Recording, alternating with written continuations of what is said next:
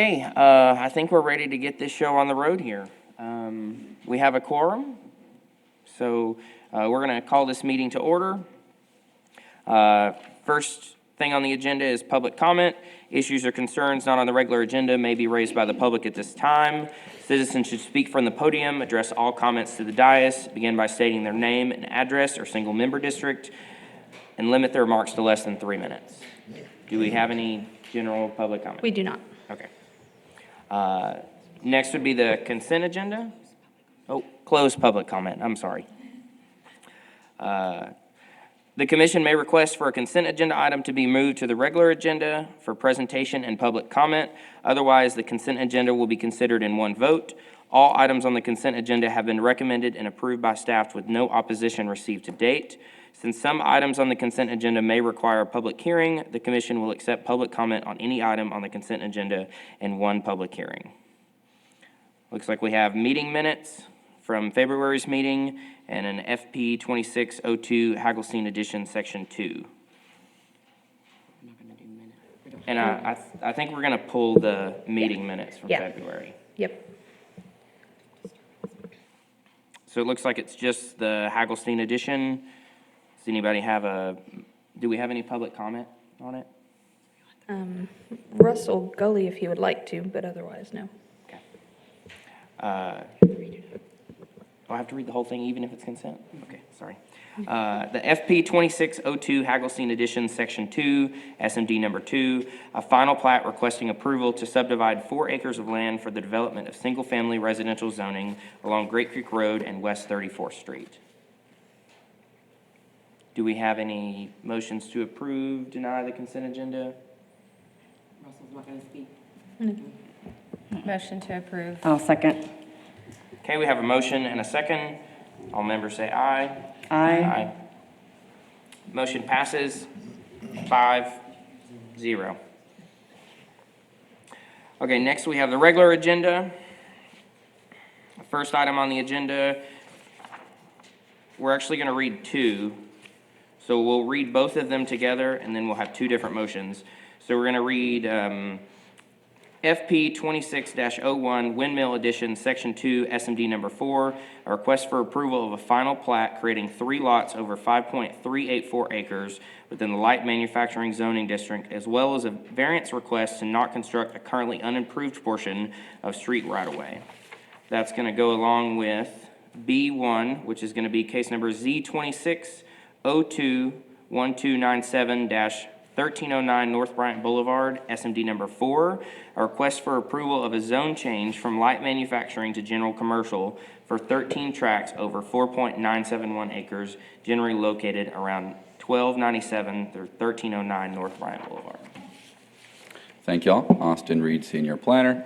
This is a final plat creating 3 lots over about 5.3 acres. This is within District Number 4, Patrick Healy's district. This is the Blackshear neighborhood as well. The current zoning is ML, but as you stated, we'll have a request right after this for general commercial here. The vision plan is commercial. So here's a look at the plat itself. These 3 lots range in size from 0.7 to a little over 2 acres, and we've got some easements going through the property for utilities. Here's a look at the zoning and the vision plan. On the left-hand side here, you can see that the zoning is mostly light manufacturing, and then the vision for this block is mostly commercial as well. A look at the thoroughfare. This is a photo on West 11th facing towards North Bryant. North Bryant is under TxDOT control, and it does meet our standards. West 11th is a local road. Currently it's paved at about 35 feet wide with 44 to 62 feet of right-of-way. That does meet our standards. And then West 13th is a local road that is currently unbuilt. I will show you just in a second where this is. It has 60 feet of right-of-way, and they are required to bring it up to 26 feet of paving, but they have requested a variance for it. So this up here, this is going to work, is, maybe. It is no longer working, but okay, there we go. Up there, that little portion of street right-of-way, that little rectangle is West 13th Street. And as you can see, it's freezing up on me. That's just a piece of right-of-way kind of in the middle of a block that leads to nowhere. So With that, if I can get back to our recommendation slide, we are recommending approval of the final plat. We are also recommending approval of the variance to not build that little portion of right-of-way. The 5 conditions are to construct 13th Street to 26 feet wide or receive approval of a variance, provide verification of some prior abandonments that happened on this block that they are combining together into this plat. Number 3 is for the drainage study. Number 4 is for the water and wastewater service lines to each lot. And then number 5 is to extend the sewer main where required or financial guarantee. You guys have any questions? Thank you all. Okay, now we need to open it up for public comment. Ray, do we have any public comment on this case? Russell Gully. Good morning, Russell with SKG. Would ask for your approval as presented along with approval of the variance. That short little segment of West 13th Street really goes nowhere, leads nowhere. It's just this little remnant piece left of that area. So there's some residential lots to the north of it that really the ownership is in some deceased ownership, and people you can't really even find. That this property owner that was doing this had tried to locate them, was trying to get it bought, and it really led to nowhere. So we really see that being as just a dead piece of land. Maybe at some point something can shake out of it through tax sales or something, but at this point we just ask for your variance to approve the not to have to construct 13th Street, and would be happy to answer any questions. Thank you. Thank you. Any other public comment, Ray? Okay. We'd like to close public comment. Do y'all have any comments on this one or a motion? I'll make a motion to approve item FP 2602 Hagglestein addition as presented. Second. All in favor? Do we have any comments?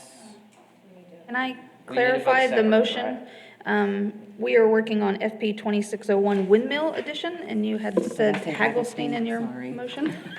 To So just to clarify. Sorry, clarify. I saw where she pointed. I pointed, but I read above it. So I will draw that original motion, and I will make a motion to approve as presented FP 2601 Windmill Edition, Section 2.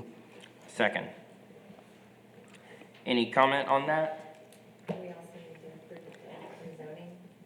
Well, he's gonna present it. Okay. All in favor? If there's no comment, then we'll vote. All in favor? Aye. Aye. Okay, motion passes 5-0. Correct.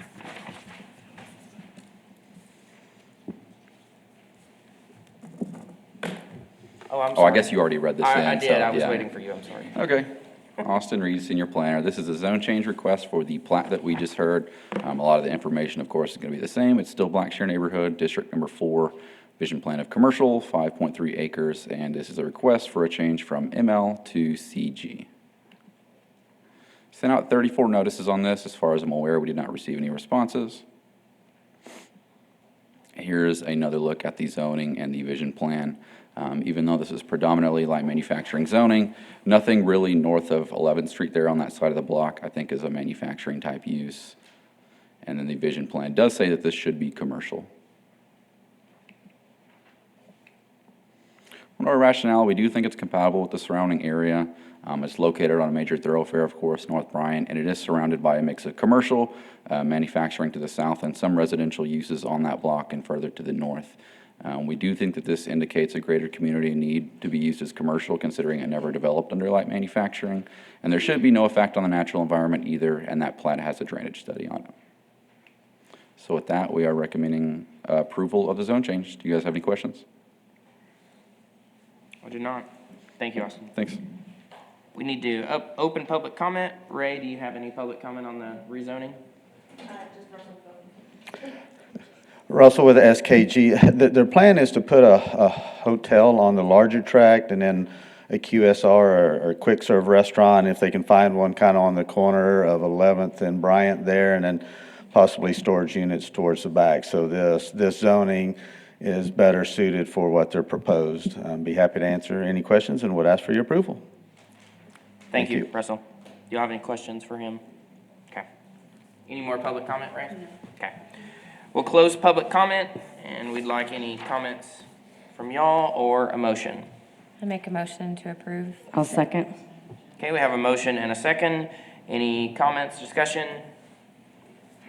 Everybody in favor say aye. Aye. Motion passes 5-0. Next thing on the regular agenda is going to be case number PP 26-01 Stone Mill Preliminary Plat, SMD number 4. A request to preliminary plat 11 acres adjacent to Smith Boulevard and Gregory Street to create 65 residential lots in single-family residential RS1 zoning district. And I'm reading that with the And- next one. Yeah. And the next two. Yes, yeah. just for fun, we're going to make you read all three of them together, and I'm going to present all three of them together, and then we'll do three motions. Okay. And then we have FP 26-03, Stone Mill Section 1, SMD number 4, a request of final plat, 6.901 acres adjacent to Smith Boulevard in the single-family residential RS1 zoning district with a variance request for a dead-end street longer than the 750 feet on Brighton Court. Then we have FP 26-04, Stone Mill, Section 2, SMD number 4, a request of final plat, 4.099 acres adjacent to Smith Boulevard in the single-family residential RS1 zoning district with a partial variance request for a 36-foot road width along Sophia Street. Phew.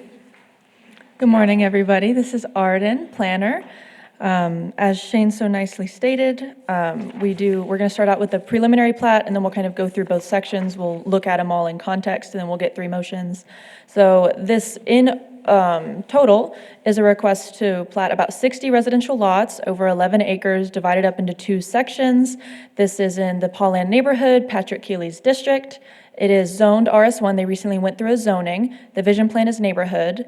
And I'll speak a little bit more on it later, but there's part of a larger parcel behind it that will kind of help provide some context as we go through the plat for the intent. So I'm also including the separated areas. So that was our preliminary. They're preliminary platting the whole. There's one section, and there's the other section. So one's 6.9 acres, one's 4.099 acres. All right, so here's our preliminary plat. We've got Brighton Court up to the top. This is the one with the variance request to the length of a dead-end street. We typically require that past 750 feet, there has to be some connection back to through traffic. And we can see here they've got this temporary turnaround dedicated at the end of their plat. Down below is Sophia Drive. That is shorter, but they have a variance request to construct that at 36 feet instead of the required 40 feet for a local street. We've also got Smith Boulevard. Let's see if I have more luck with the magnifying glass. No, that's okay. Oh, well, that's all we get. Smith Boulevard is over to the right, and I'll show some photographs on that later. There's a little bit to be done there. They need some curb and gutter, but these are our 60 residential lots. I also want to note, I would zoom in on it if I could. They recently got an administrative variance to have some lot widths that are slightly shorter that front onto Sophia Drive. So those are 45-foot wide lots instead of the required 50-foot. We've also got our separate sections. So up here, there's Brighton Court with the lots that one services, and there's a temporary turnaround. And then we've got Sophia Drive down here. The zoning, as we stated, single-family residential, recently went through that rezone, neighborhood vision plan. When looking out at this thoroughfare, we've got Smith Boulevard. That's our major collector out to the right. That one meets standard but doesn't have curb and gutter on it, so we're going to require that curb and gutter be constructed. Then we've got Sophia Drive. That one's shown in section 2 down below. That one will have the 40-foot paving, 60-foot right-of-way, and they have the variance request to build at 36 feet. And then on Brighton Court, that's the 40-foot paving, 60-foot right-of-way, and they are requesting to not connect it to through traffic. So when looking at these, let me go back. I'll stay on the preliminary plat. When looking at these, the applicant's intent is to involve that larger parcel around there. So they own all of this, and the intent is to build out a larger subdivision in phases. And so whenever staff was considering these variance requests, we felt it made sense to allow for a temporary turnaround with a dead-end street longer than 750 feet because we understand that the intent is to build out a subdivision with a block length of under 2,200, which is our required, as opposed to having them dedicate a north to south road and have them construct that in the interim. And then with Sophia Drive, building at a slightly smaller paving width, we understand that they are trying to service narrower lots, build a little bit more of affordable housing. Staff finds it reasonable to approve that variance. So with this, I'll go through my long list of each plat and our recommendations. So first, we've got preliminary plat. This is for all 60 lots. We recommend approval of this preliminary plat, subject to 3 conditions and a note from the fire marshal. So first, we've got drainage study, and then there's an existing plat with both Brighton Court and Sophia Drive on there. But when in communication with the applicant, we understood that the applicant is in ownership of that plat as well. So rather than just say to revise that name, we also allow it to be an option if they can amend the existing plat for the Meridian and change those names, then they can have these street names here. Just one of them needs to change. We also have the note from the fire department that a dead-end street of 910 feet will require some special approval, so they need to get explicit approval from that. As for section 1, we've got 7 conditions with approval for that dead-end street. So we've got drainage study, we've got wastewater service lines, water main, sewer main. They need a fire hydrant access statement on their plat. They need to rename Brighton Court, and they need to construct their curb and gutter along Smith Boulevard while also receiving approval of that preliminary plat we just saw. For the second section, we have another 7 conditions. We've got same drainage study, water and sewer service lines, water and sewer mains, fire hydrant access statement, and then very similarly, they need to rename Sophia Drive or vacate or amend the Meridian plat. They need to construct their incremental half, their curb and gutter along Smith Boulevard, and receive approval of that preliminary plat. So I think maybe I'll go back to the first one.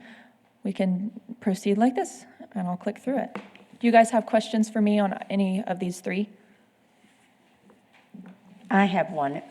In looking at some of this earlier, my question was the turnaround. I think it's Brighton, as they've named it now.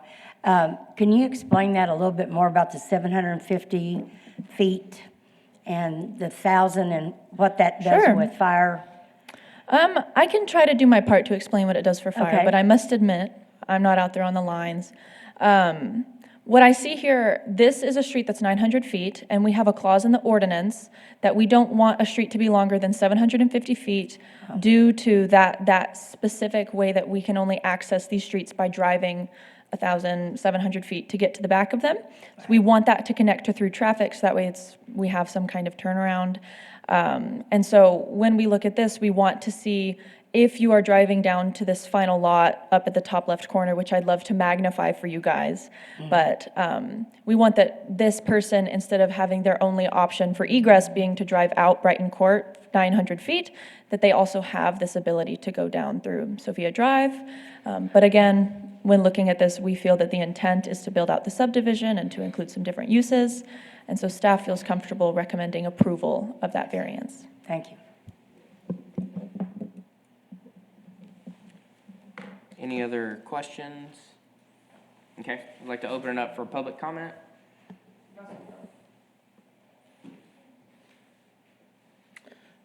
Russell with SKG. So the ultimate big picture is to develop this, continue this residential development going west, and about 100 feet west of kind of the westerly end of these 2 plats, we have a north-south street planned that would kind of lead further back south towards the loop 306 there. So ultimately, this, I guess what would be section 3 would loop these roads together. So this is kind of a temporary condition with these temporary cul-de-sacs. The ordinance is very clear about permanent cul-de-sacs not being over 750 feet. So these aren't permanent. These are kind of the temporary until the future development will occur, and then ultimately loop Sophia and Brighton together. So this is just kind of that step process of development.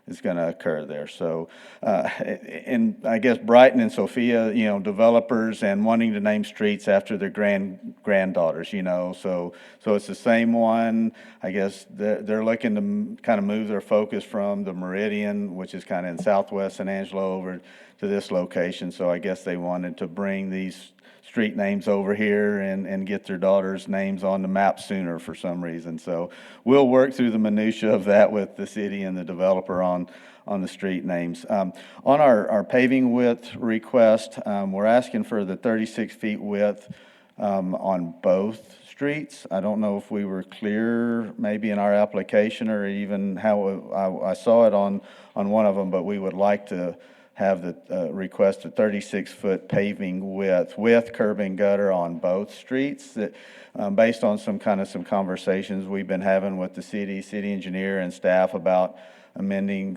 the land development ordinance and street widths. It seems like we're looking at some narrower streets. So in lieu of the developer sitting and waiting for that to happen, they wanted to move forward and try to get this development going. So they're like, hey, can we request the variance? So here we are asking for the variance for a 36-foot pavement width for both Section 1 and Section 2. So I'd be happy to answer any questions you may have. Just to clarify, Russell, those cul-de-sac turnarounds are temporary, but they will still be paved and all of those things now, correct? Yes, the land development ordinance is clear on how they're paved out, so yes. Right, okay. Temporary built is permanent. Yes. Gotcha. Any other questions for Russell? Thank you very much. Do you have any other public comment, Ray? Okay. Can we, I guess I have a question for staff. Because they're asking for that 36-foot variance on, I guess it's, 03. yeah, on Brighton. I was trying to find the street name. Can we do that now, or do they have to go back later to change that since it's not written in? So, yes, I just consulted with legal and said that y'all can make that recommendation. Okay. Usually, if it's something that we have to send the public notice out, like a zoning, we wouldn't be able to consider it, but in the subdivision ordinance, it's different.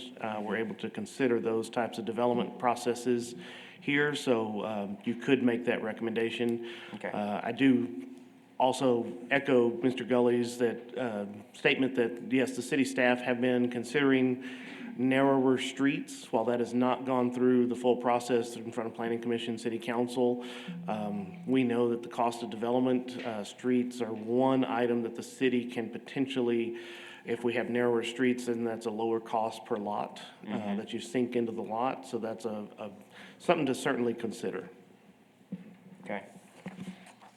And they have to build sidewalks too, correct, Aaron, or no? I believe they're requesting, and maybe Mr. Gully may come up and confirm, but I believe they do not want to do sidewalks. Is that right, Arden? That is correct. The request is, so the way the ordinance reads is 40 foot or 36 feet with a sidewalk. So what they are requesting is, instead of the 40 feet required for no sidewalk, to shrink that number to 36 feet. Because the lots are lower or smaller. That is part of their rationale. Okay. Okay, no more public comment, Ray? Okay, I'm gonna close public comment. Do y'all have any questions, comments on any of these three? And then I think we need to do three separate motions. Well, if I understand this right, PF 2603 is the one that doesn't have the 36-foot paving width written in. Is that correct? Yes, that is absolutely correct. So Okay. section 1, FP 26-03 is the one where he has come and requested the variance for the 36-foot paving width. And then section 2 on the next page is the one where that's already written in. Yes. Yes, Okay. for Sophia Drive. So our motion needs to include that because of the request. Okay. Then I'll make a motion on PF 2603, Stone Mill Section 1, Single Member District 4, with the addition of 36-foot paving width and no sidewalk. think we need to Do do we the need to do first them in one order? first. We have Oh, to I do them thought in it was order. the first. Because No, this it's one, number- The preliminary needs to be Okay, first. I see. So I would make a The motion to preliminary, approve that okay. PP 2601 Then Stone I'll Mill second preliminary that. plat. Okay, we have a first and a second. Any comment? Okay, if there's no comment, and I say favor. Aye. Aye. Motion passes 5-0. And then the motion that I made then on 03, PF 2603, to include 36 feet paving width and no sidewalks. Okay, so we have a motion. I'd second that. A motion and a second. Any comment? If no comment, all in favor say aye. Aye. Motion passes 5-0. That's with the 36 feet variance there. I'll make a motion for item number, or the third part of the item, to approve as presented.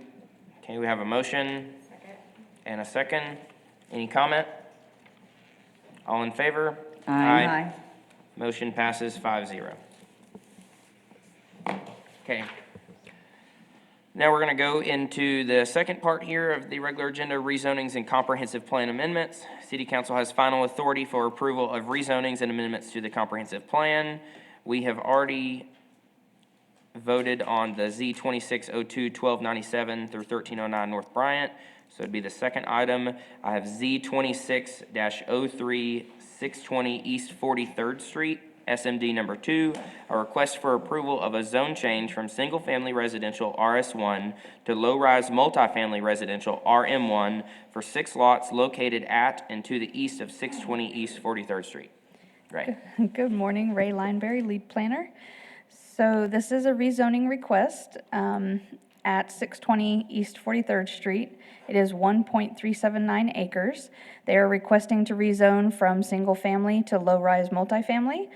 They're in District 2, Joseph, in the Lakeview neighborhood. So on the right is the current zoning. It is all RS1 single-family. On the left is the vision plan, which is all neighborhood. We did mail out 29 notices. We did receive one in opposition over the weekend that I printed out and handed out.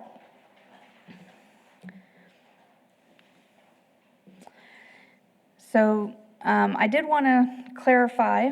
So right now, the lot is currently platted as 6 different lots. So they want to encompass all of those. With their plan of doing either quadruplexes or townhomes, depending on what they do, they may need to replat, but it is currently broken up like that. And then the other picture is a site picture. So staff's rationale, it is compatible with the area because multifamily residential is still residential. The vision plan is neighborhood.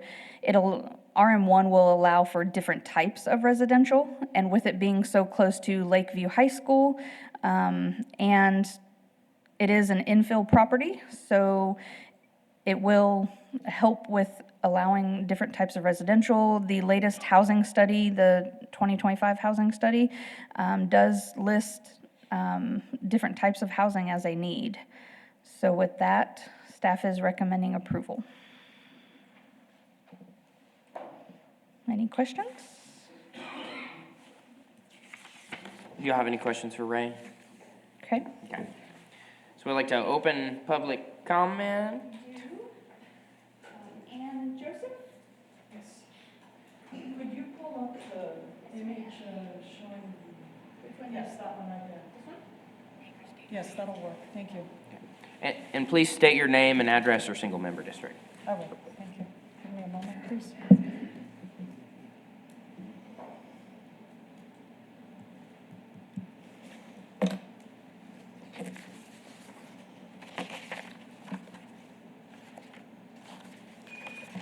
My name is Ann Joseph. I am a member, I reside on the block in question, single member District 2. I've been a resident of San Angelo since '87. I have lived on that block since 2011. I recently put over $30,000 into my home and surrounding structures new roofing. I did that with the expectation that city says this is a single-family housing block. This is my home. 30,000 plus is a lot of shekels to put into something when, before you know it, you're going to have who? You don't have individuals coming into that block who are investing their money and their livelihood into something they own or that they have signed a lease on. Everyone else along 44th and along Bowie, 4304, and then where I reside, 4314. We've been there as homeowners. It is unacceptable, in my opinion, for people in good faith to move into an area in San Angelo expecting this is a single-family home neighborhood, and then voila, all of a sudden, bing, next thing you know, what is going on? Now, if folks want to accommodate increased need, I see major unimproved blocks to the east. I would propose that the city or the developer, whoever's looking at their dollar bottom line buck, that they look at those, that they not degrade the quality of the block that all of us have been living on and have invested our homes in. Now, a couple of things that I wanted to point out. Since I've been there since 2011, right here, there's a sewage access port. I don't know what else to call it. And right there is another one. Here at the intersection of Bowie and 43rd, and here at the intersection of Bowie and 44th. I can tell you that there have been at least 3 times where the city or a contractor was called in to clear this sewage line. And the stench that filled the air because of the issue, it was remedied, all's good. But I put to you, how is that sewage line going to be able to handle increased sewage from this block that would feed down into it, because that goes downhill? Now, I think there's an issue with that sewage line because there's this drainage port going into the area where we have water accumulating during major flooding or rains. Also, I'd like to point out... Go ahead and finish your thought real quick, Ms. Thank you. Talking about Lakeview High School, I can tell you right now that prior to school and after school, there is such an increase of traffic along Bowie and then along 42nd. Now, the bus stop is down here. Will these multifamily people have parking spots, or are they going to be walking and using our, it's a skeleton transportation system. If I work on the south side of town, it's going to take me 2 hours to get there. So that's another thing. It's not safe. There are no sidewalks. Thank you, Ms. Sand. Appreciate it. Yes, sir. Thank you for your time. Thank you. Ray? Jeremy Service? Yes, Severe. Severe. Good morning, my name is Jeremy Severe. I live on 617 East 44th Street. I've been there about 8-9 years. We had our home built there. When we first moved there, it was quiet, it's privacy. I understand the development and the things that are going through, but my main concerns are privacy and safety. The last year and several months, about last year and 3 months, a neighbor across from me, she passed away. Several squatters moved into 2 lots. They moved in 3 RVs or trailers, whatever you want to call them. From that point on, that neighborhood became very insecurely safe. I had multiple police reports, multiple physical altercations with people there. If you build this apartment, I'm sorry, this is a little frustrating. If you get this apartment complex, my concern is if you can't keep us safe from a lot that had 3 RVs there, how are y'all gonna keep us safe with an apartment complex that have multiple families? My thing is, I have children. Everybody almost on our street has children, small children. And when these people were there, the police, you can look this up, it's all public information. I had to speak to Joe Self to get this matter taken care of. He sent me to Rudy, which was not going to speak on that, but Joe was very, very formative and very, very helpful to help me with this. We actually had to start a neighborhood group chat because of the lack of help that we were able to get in that neighborhood. When they first moved in, several houses were being broken into. Police officers showed up. Nobody saw anything. Can't do anything. So we started a neighborhood group chat. All of us in that neighborhood, including her, all started a group chat to keep the family safe. Literally every day, somebody in the group chat was saying something's going on, something's going on. They finally understood what was going on. They kind of kept it to themselves, and instead of doing that, and the city going over there to force code enforcement, they actually put more lots, or more RVs and more trailer homes on this property. When I finally spoke to Joe Self, he's the one that finally got the ball moving to get these people out. But after that, it took almost 2 or 3 months. So I was there a year and some months with these families there, or these people there, which was no bigger than that, it was a small portion of that apartment. But the thing is if you can't keep us safe from these small amounts of people coming into the neighborhood, how are you going to keep us safe with these people coming to these apartments? I came listening to her, which I'm glad I came, but the lack of safety and the lack of infrastructure to improve safety in that neighborhood is slim to none. We had multiple, I say 50 police reports, and these are all documented, that talk about what was going on in that neighborhood. And we as neighbors had to safety ourselves through these chats and through these neighborhood watches that we created. I had spoke to everybody on my side of the neighborhood. A few of them have work. They cannot come. They said that we were sending a reply in via email or via this. But my main thing is concern and safety for the neighborhood and privacy. And when I first got the letter to see about, the redistricting zone and read all that, I went over there and I drove down the street on 43rd and Bonham, and the sign was knocked over. So, I don't know the wind or something, but if this is something that's going to affect our neighborhood, I feel like it should be more advertised instead of just that one little bitty corner with a sign knocked over. Maybe both corners, maybe, it just doesn't look right. But thank you, and like I said, my main thing is privacy and concern and safety for small children in the neighborhood that we all have.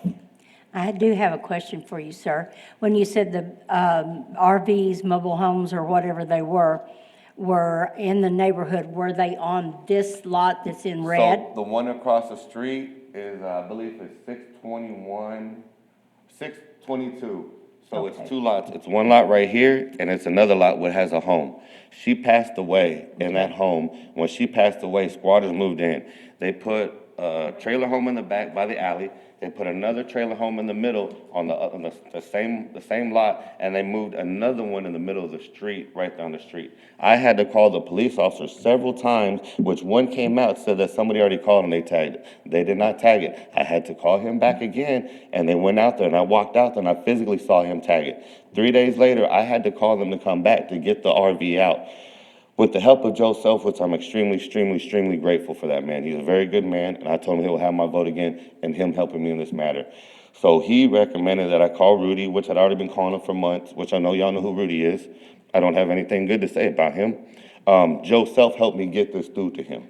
He helped him push all this, but when he did all that, even the lady that they sent over there for code enforcement was worried to go into that little spot because she said it was unsafe. And if she gets paid to do that, I live across the street with a 12-year-old child. The neighbor lives across the street with several small children in elementary, and we all have other children in this neighborhood. If you can't keep those kids safe, building this apartment complex, you don't know who's going to go in there. You don't know who's going to be in and out of there.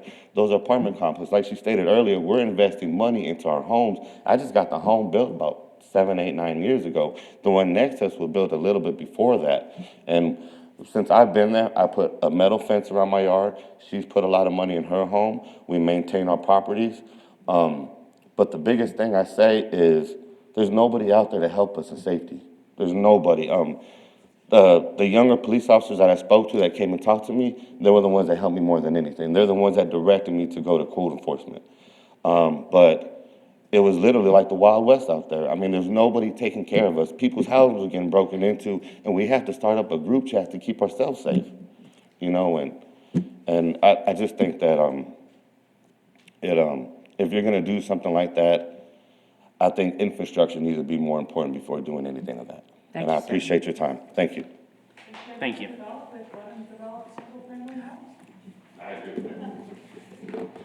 Great. Any other public comment? The applicants, Michael and Samantha? Yes.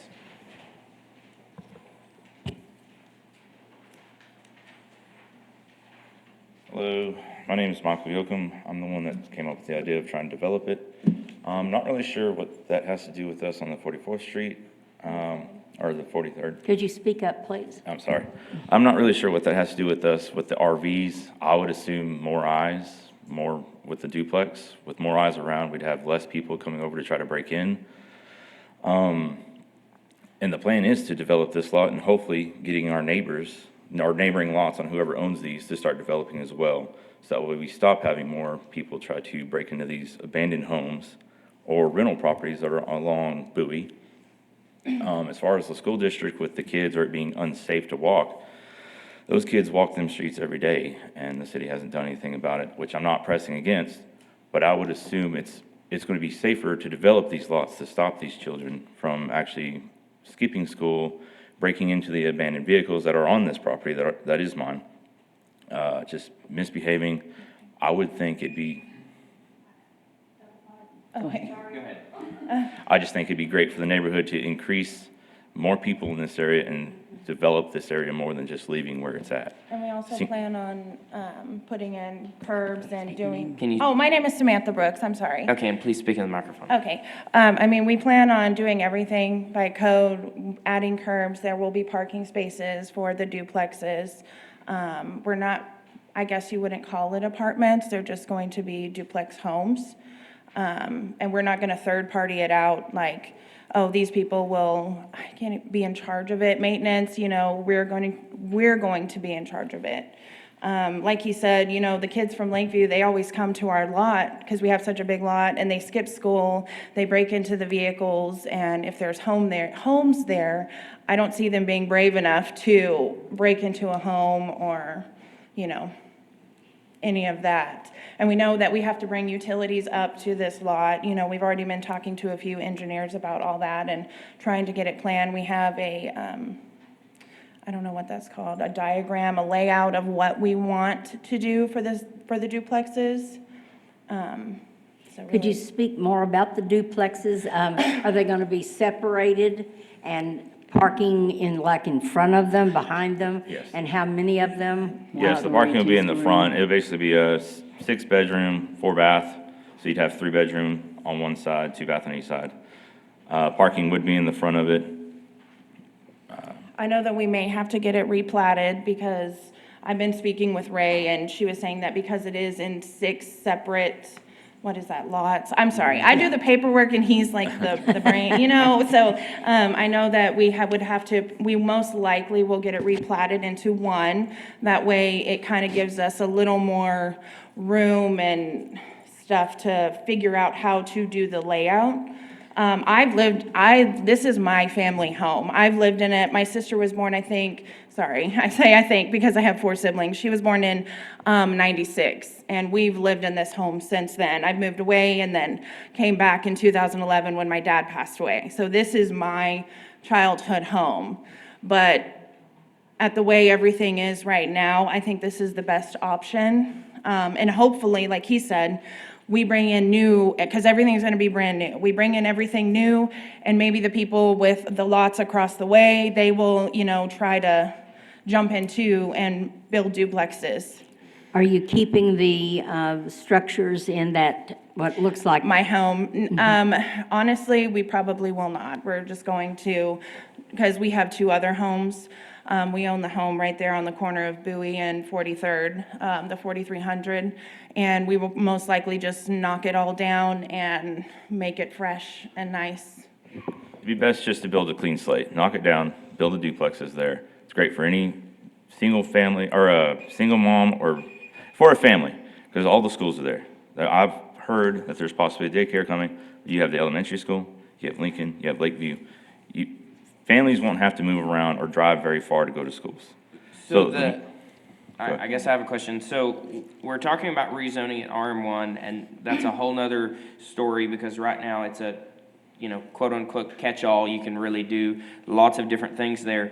Are y'all the one that requested RM1, or is staff the one that requested RM1 if y'all are wanting to do duplexes? I'm wanting to do the duplexes that are there, or possibly even the multiplexes. Just depends on when I get with an engineer or builder to see what best lays out for this plot. Right, okay. So you're, So, go ahead, sorry. did y'all say, hey, we want to build duplexes, and city staff said, okay, you need RM1? Or did y'all not really state that, and you were kind of a little open-ended, and we're trying to, figure out what works? To be honest with you, I do not remember that. I just know that I want it. I believe I spoke with Ray and we were kind of open-ended. We Okay, were like, okay. okay, we want to do this, but we could possibly do this. And she recommended, okay, if that's how you are, because we're not for sure, then she recommended we do this. And I guess just to clearly state, I know that some of the neighbors and stuff have mentioned apartments, and that is fully allowed here in RM1. And this is just your word, but y'all have no plans of building an apartment complex or doing that sort of thing? You want No. to keep it with duplexes, maybe a triplex, something like Yes, that, but. no okay. apartments. Correct. Gotcha. My question is how big are those lots? If you're talking about a duplex and 6 bedrooms, I mean, I'm just thinking the building setback and. I believe to put each lot. 6 duplexes right there. I believe each lot is 50 by 100, so if you were to combine two of them, that'd be 100 by 200. Are they 50 by 100 or 50 by 140? Ray, what's the total size of the area? It was 1.379.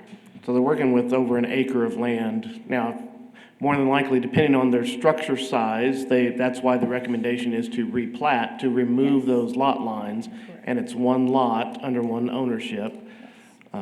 Then they would have different ways to place structures on the lot. And just, Which was another reason for the RM1 suggested is depending on what can fit, if they can do triplexes, duplexes. and just add in there, I believe it's 60,016 square feet is what we've plotted.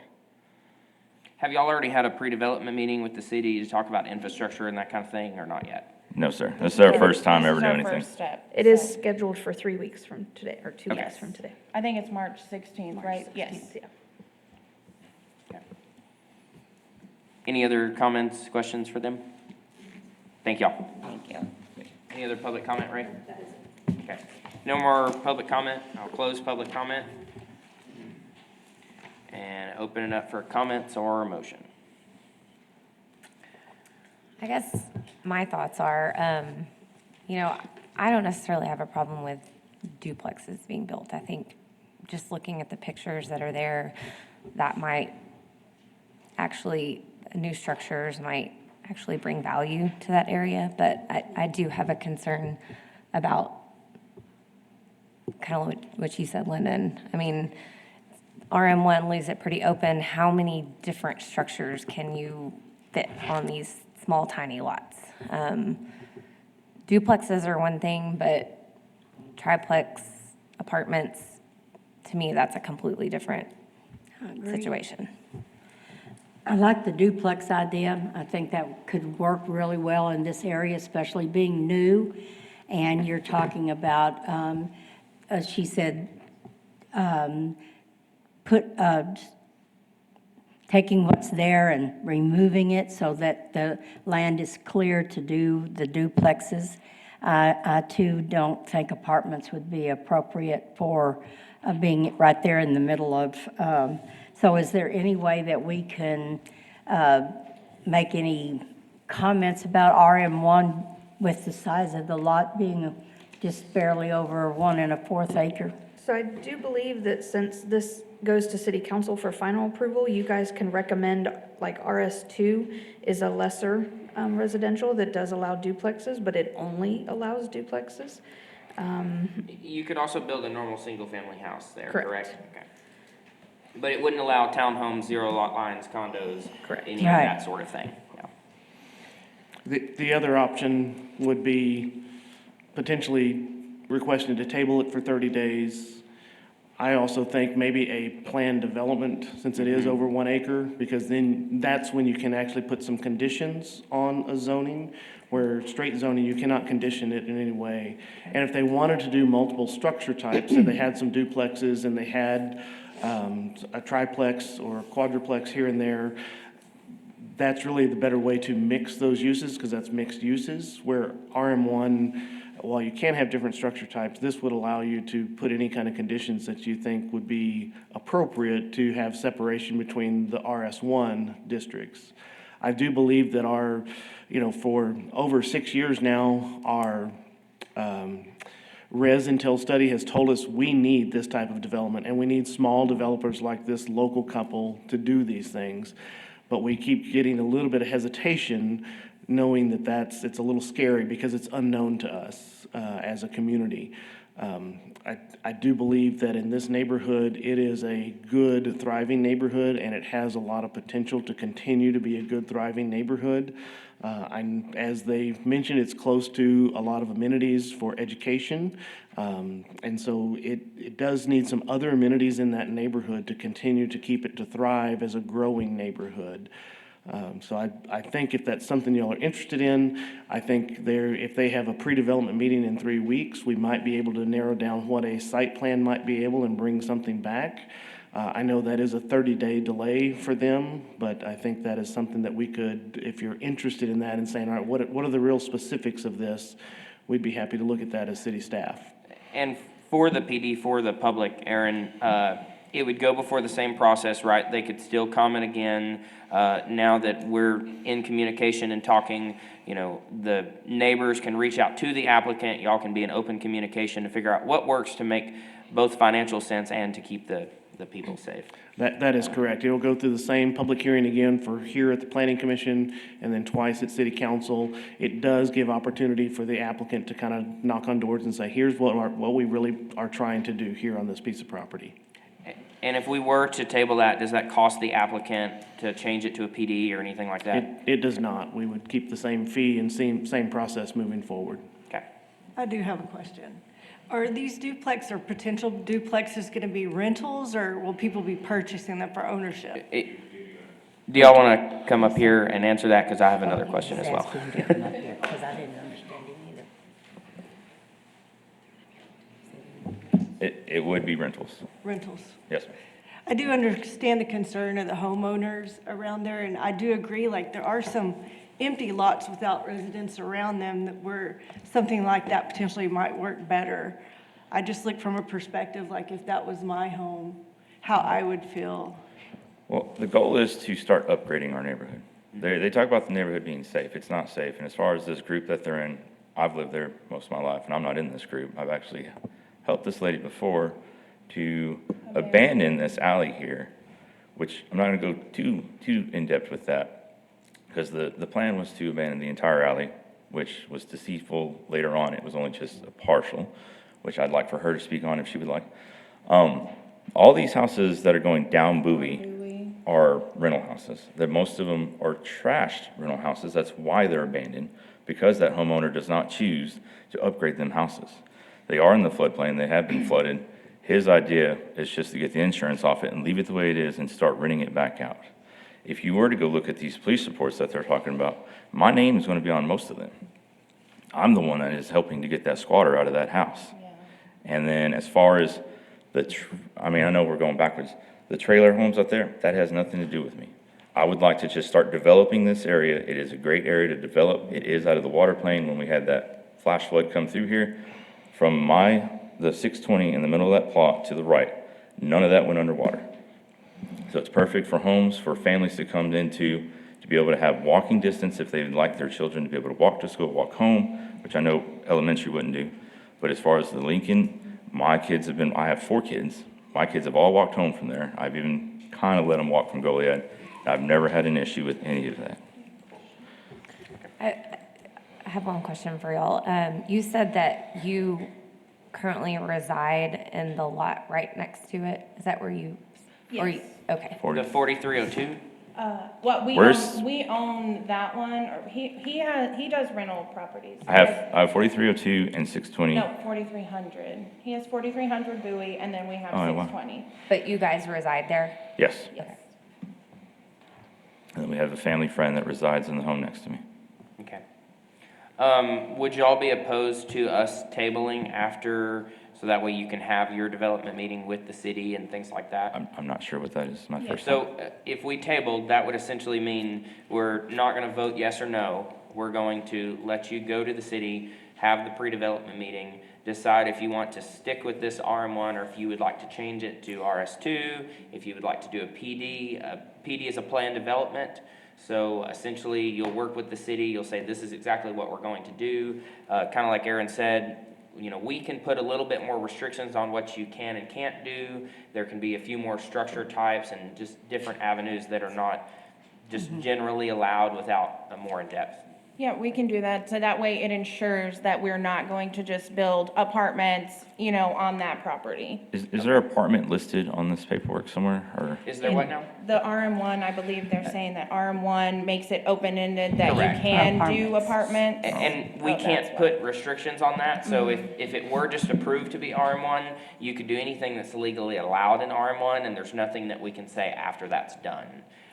So that's kind of, I think, the neighbor's concern is, once, if we were to vote yes, and then it goes before city council and everything gets approved, it's a done deal. You can build a 2.5-story, I think there's 30 units per acre, so you could build a 30-unit apartment complex, if this is approved, and I think that's what they're worried about. Oh, yeah, no, that wouldn't make sense to be Right. put there.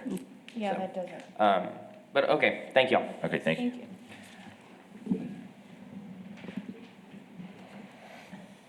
If you, I know that we do have some folks in the audience that want to continue the discussion, but if you want to open up public comment, I would urge that you keep it on the rezoning and not about RVs or enforcement or any of those types of things. It should be about the rezoning and the impacts of the rezoning of this property. Thank you. Okay, I think we can open it up if y'all will make it quick and stick to that. So, Ann, go ahead.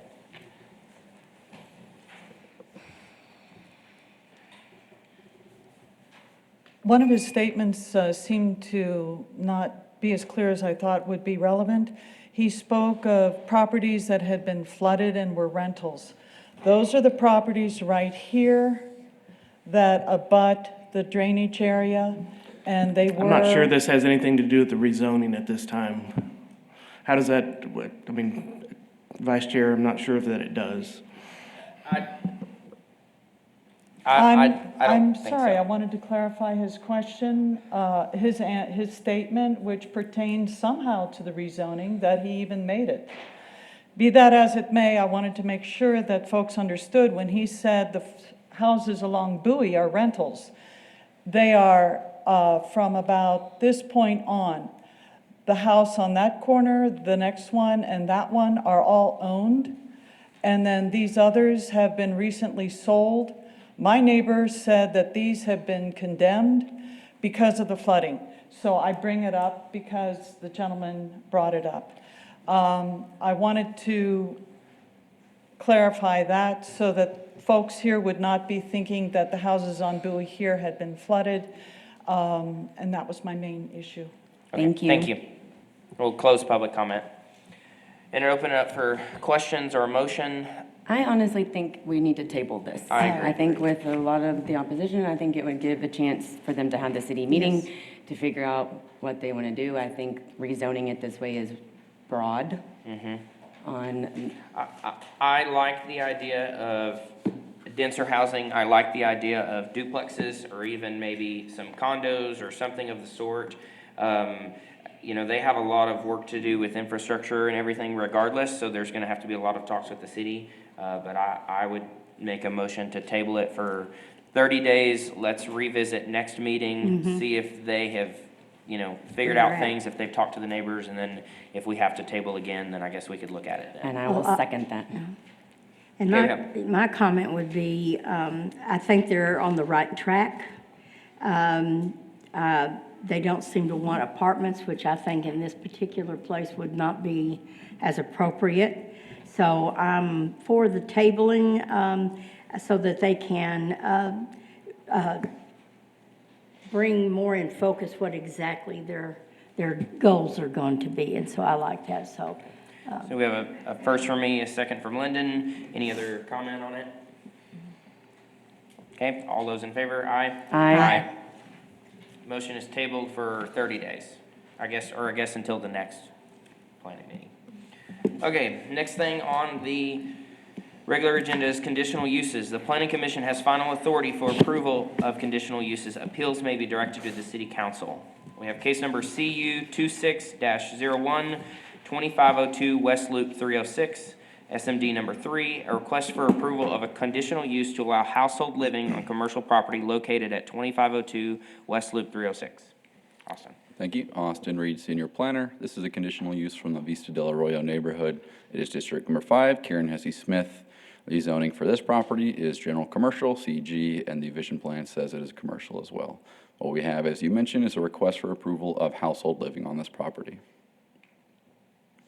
Sent out notifications that should read 38. We sent about 38. Did not receive in favor. We received 11 who were opposed within the 200-foot radius, as indicated by the green circle there. And we received about 5 who were opposed from outside of that 200-foot range. The opposition cites concerns with traffic, crime, trash, noise, property values, and parking. And you should have been provided with those responses over email at the end of last week if you saw those. So here's a little bit of background information. You should also have in front of you a sheet that the applicant provided, kind of giving you an idea of what they're doing. But they're looking to turn this motel into some apartments. It's about 97 units, and the focus here is on affordability. Also on the property is Nacho's Restaurant along the frontage on the southern end of the property. It is important to note that this will require a change of occupancy, and under that change of occupancy, we do review it for compliance with fire and building code, and we also look at their parking to make sure that that's still going to work.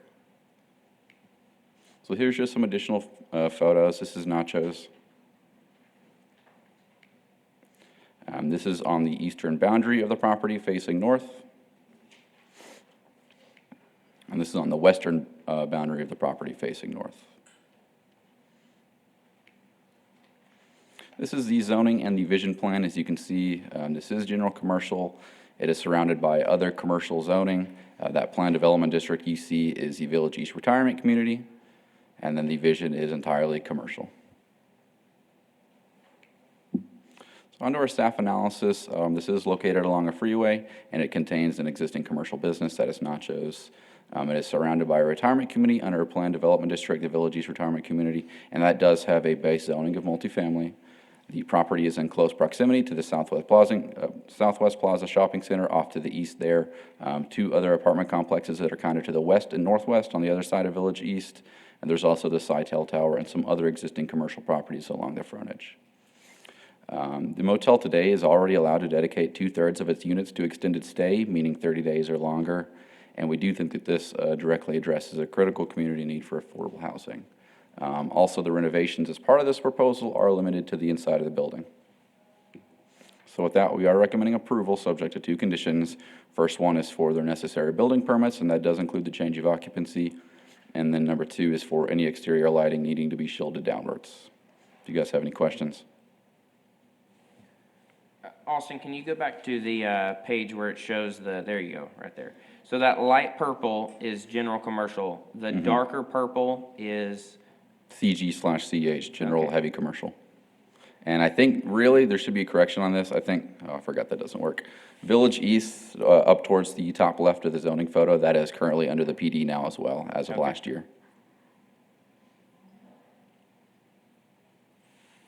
Do y'all have any other questions for Austin? Okay, thank you. Thank you all. Ray, I think we'd like to open up public comment. We have Mark Davis first. Is the applicant here, by the way, Ray? I think at least a representative was supposed to be here. I'm not sure though. Okay. I am Mark Davis. I'm the Executive Director of Village East Retirement Community, and I've been there since its inception. I'm here basically to, on behalf of all the residents, of which we have quite a few here in the room with us. He's correct in that top left-hand corner should be PD, because we went through all this fun not just too terribly long ago. But if you'll notice, it's basically totally surrounded by us, with the exception of the wharf, which is at 2302 at the bottom right. So basically, we have created, 30 years ago, we chose this area so that we could provide a basic, safe environment for a retirement community. These homes are all upper-level homes, and much like Jennifer said on hers, if this were your home and you lived in this area, would you want an apartment complex next to you, as well as all the traffic and everything that comes with it? Jack Bates is the only street that, far as beyond Sol Ross, both of those come into the access road. The one off of Jack Bates does allow them to jump up onto Loop 306. So anyway, we know that we're just going to generate more and more traffic, even though the radius that's required for the notice does not include Village East Circle, which is in that top left-hand corner, doesn't include a portion of Village Park Drive or a portion of Village Trail, but they're all equally affected by this. Our recommendation as a community is that this be denied. Thank you.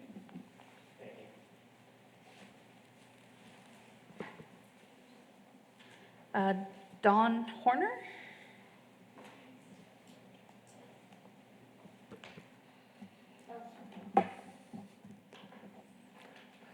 My name is Don Horner. I live at 4046 Village Park Drive, which is a residence inside Village East Community Retirement Community. My residence is included in the 200-foot boundaries surrounding this property that's the subject of the hearing.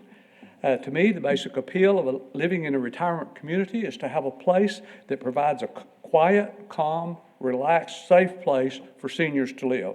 I think that apartment house next door seems to potentially violate every one of these conditions. Not all of the residences in Village East are within this 200-foot distance from that property that is the subject of this hearing. However, I believe that everyone that lives there, in the residence there, will be adversely affected by the requested zone change. Personally, the biggest objection to the change in zoning would be the additional traffic that would result from a residency type business rather than the current hotel.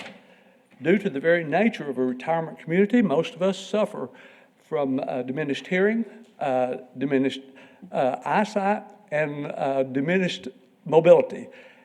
And a large part of our walking is a large part of, and very important to most of the people that live in Village East.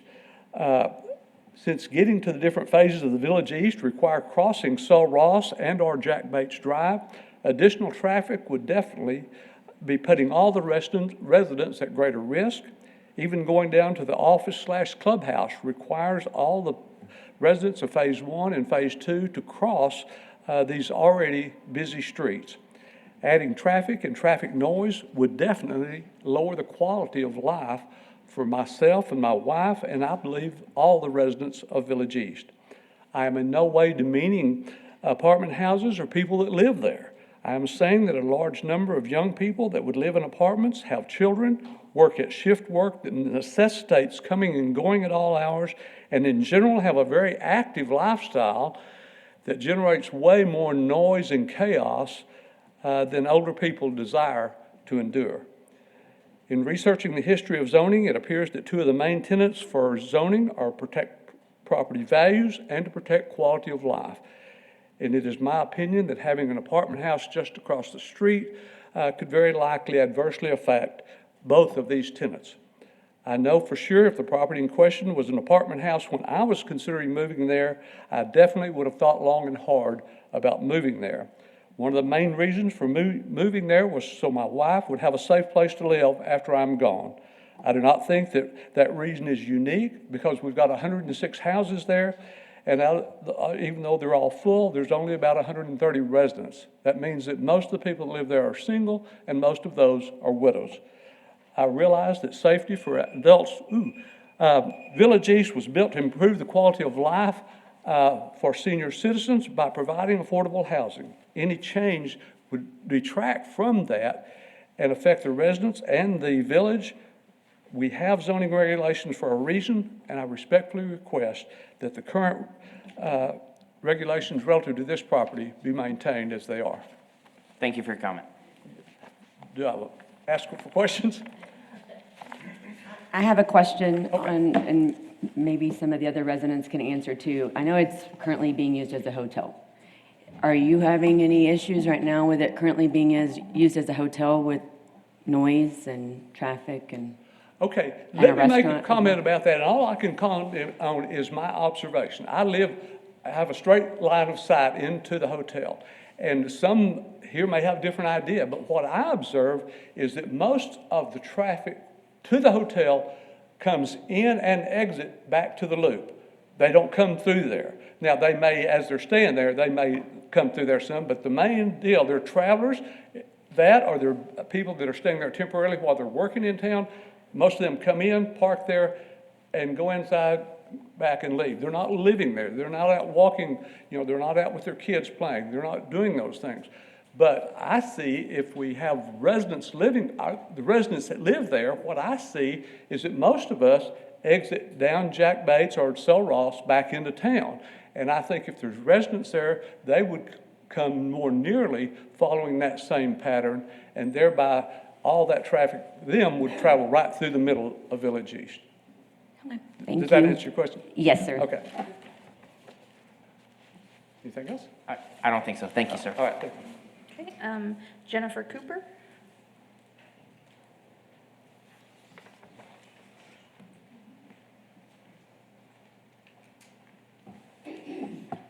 My name is Jennifer Cooper, and I do live in Phase 1, which is across the street from that green circled area.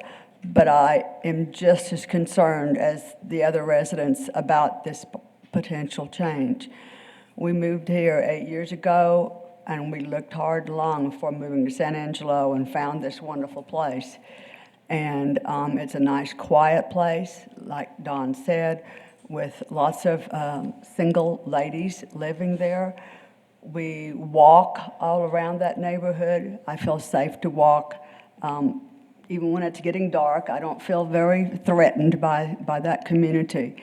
I feel like adding that many more people that live there, renting a unit. You can say what you want, but apartment living is different than home ownership. I've talked to many of our residents, and they're concerned. A lot of them don't email, and they are concerned about this, but aren't really public speakers either, and are not just going to speak out on it like this. I just heard that parking might be allowed on both sides of the street at Jack Bates, and that's a lot more traffic and causes a lot more visibility issues there. The hotel, when we moved here 8 years ago, was a different hotel than it is today. It has deteriorated, but it's still better than having the density of people that would be there in apartment living. The traffic day and night would no doubt increase a lot. So thanks for your consideration. Thank you. Mary Coffey?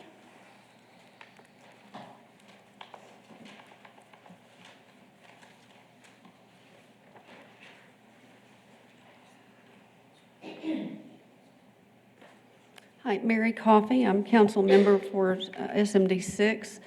This property butts right up into my district, so we all kind of spill over a little bit. I am opposed to this redrawing of changing the ordinance on this, or the ruling. There is, while there may be some sidewalks, it's very limited, but that's going to cause a lot of sidewalk congestion. I worry about the crosswalk, on how the pressure there, we've just got that many more bodies. With everyone in those Village East, they're all retired. That brings up pedestrian vulnerability when you've got mobility scooters, anything like that. and they'll go back and forth to the wharf, or, they're really pretty centered there. What concerns me, I guess, maybe the most is the police and fire traffic, that if something happens in there, when you've got parking on either side of the street, it's a very narrow street to begin with, but if that's going to impede police or fire getting there to these people, that really interferes with the quality of life that they've worked so hard to achieve.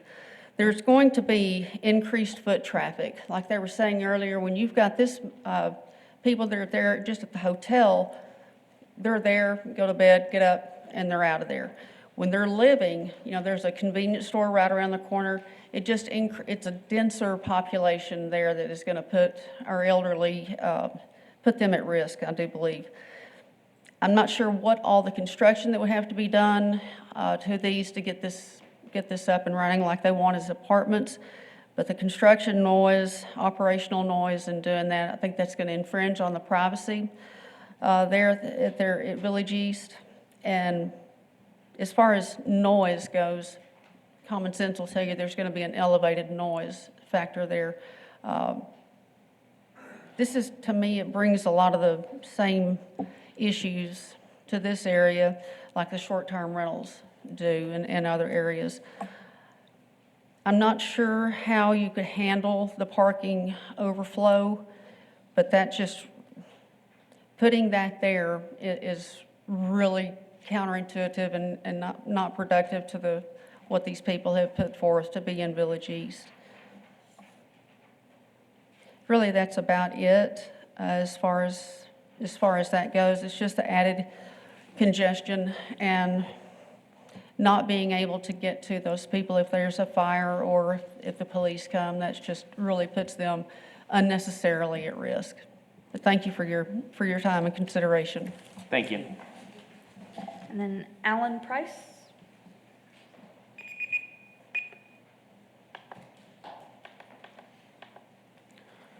My name is Alan Price. I'm the president of the board of directors of Village East Retirement Community.